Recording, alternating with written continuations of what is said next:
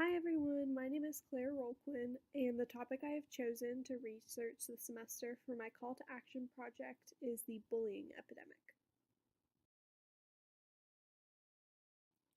When thinking about an issue that needs attention drawn to it, I wanted to pick something that everyone could relate to on some level. The reality is that everyone that is watching and listening to this project will know someone who has been bullied, someone who is bullying another person, or you personally could have been a victim of it. Over the semester, I have been gathering research on this issue and trying to categorize it properly. I have found that the simplest way to classify it is as a social justice issue. The National Association of Social Workers classifies a social justice issue as the view that everyone deserves equal economic, political, and social rights and opportunities. So, by using this definition, bullying is considered a real social justice issue. The problem is that there are so many opportunities to bully someone today. We can see this through technology and how cyberbullying has become the easiest way to target someone anonymously. This is perhaps the most dangerous form of bullying because the screen is protecting the perpetrator's identity. The short-term and long-term damages of bullying are hard to measure. However, with being repeatedly sought out and targeted, the emotional well-being of those individuals has of course taken a hit. This issue not only has an impact on a student's emotional well-being, but also plays a huge role in their academic success as well. Children and young adults cannot focus on their school assignments when they fear for their own safety and security. This brings us to Maslow's hierarchy of needs. This theory was proposed by Abraham Maslow in 1943 in his paper titled A Theory of Human Motivation. I think about Maslow's hierarchy of needs when considering how much of an impact bullying can have in schools. At the base, you can see safety needs, security, safety, etc. The idea is that if you do not have your basic needs met, such as food, water, shelter, and safety, then you cannot reach a level further up the diagram, such as esteem needs or self-actualization.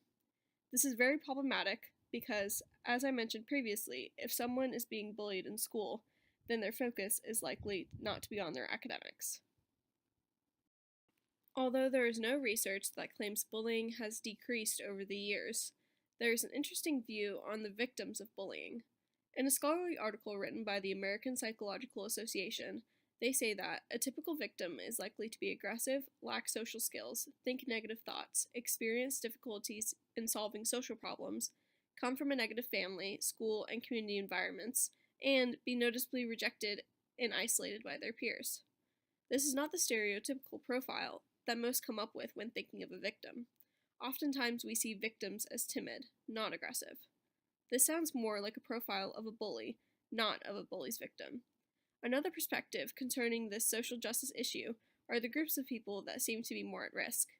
After reading an article out of the Journal of Emotional and Behavior Disorders, I found that the risk for bullying and victimization is definitely not equal among different groups. This article said, a number of studies indicate that students with disabilities or suffering from obesity, or the ones belonging to ethnic or sexual minorities, are at a greater risk for being victimized than their peers. In my opinion, I believe that every single person is at great risk of being bullied, particularly adolescents that are in elementary, middle, or high school. However, the authors of this article believe that individuals who are different in any way and are of a minority can be singled out for becoming a victim of bullying. As we mentioned earlier, bullying is indeed a social justice issue. This is why it is of importance to social workers and why they continue to advocate for these people, both bullies and victims. As social workers, there is already an established code of ethics that outlines how we should advocate, why we should advocate, and who we should advocate for. For this particular social justice issue, I would like to emphasize two different values in the NASW Code of Ethics. The first value being service. Social workers' primary goal is to help people in need and to address social problems.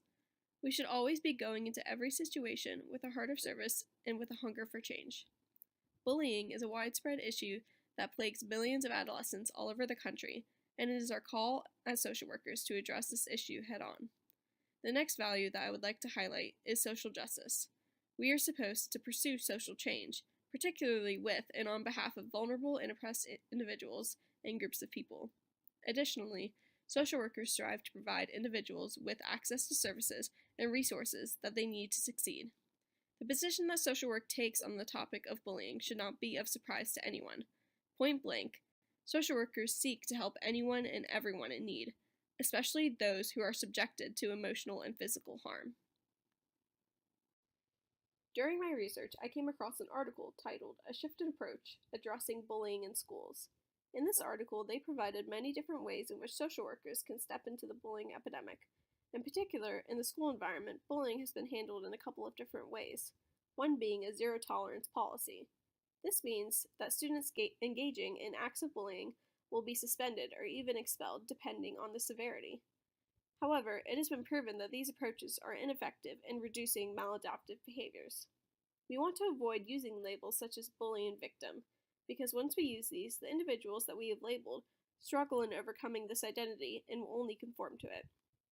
So, a bully will continue to harass and target others, and a victim will continue to see themselves as vulnerable.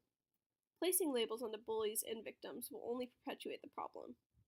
When addressing a particular bullying situation, it is important that we do so one-on-one. Addressing the two parties together can be counterproductive and cause even more damage due to the unbalanced distribution of power. An individual setting will cultivate a safe atmosphere in which both parties may feel comfortable in sharing how they feel. Lastly, the article also notes the importance of staff and student connectedness. Research has shown that when students are more engaged in school and feel connected, rates of violence go down and school safety increases. These are just some facts that I found that really had an impact on the way that I viewed bullying as an issue. So, did you know that 160,000 US children miss school every day due to the fear of bullying? 75% of school shooting incidents have been linked to bullying and harassment. Bullying affects nearly 1 in 3 American children in grades 6 through 10. 6 out of 10 teenagers say that they witnessed bullying in school once a day. 64% of children who were bullied did not report it. And only 1 in 10 victims of cyberbullying tell a parent.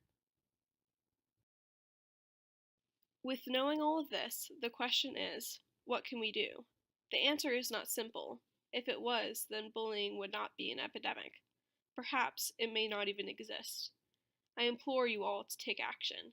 Yes, the solution is complex and will take time and many voices taking a stand, but the benefits of doing so will hopefully decrease the amount of cases we see in schools year after year.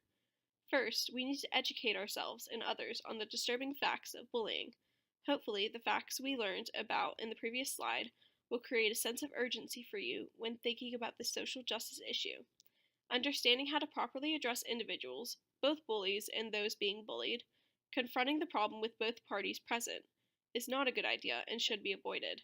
Finally, whether you are a social worker in a school, in a private practice, or perhaps you are just a mom with children, it is incredibly important to understand that bullying is incredibly common in school-aged children and adolescents across the nation. Your child and or client is no exception. It does not matter if they are privileged, white, and do not fall into any minority whatsoever. They are still at risk, and as a parent, or if you decide to pursue a social work degree, it is something to be aware of.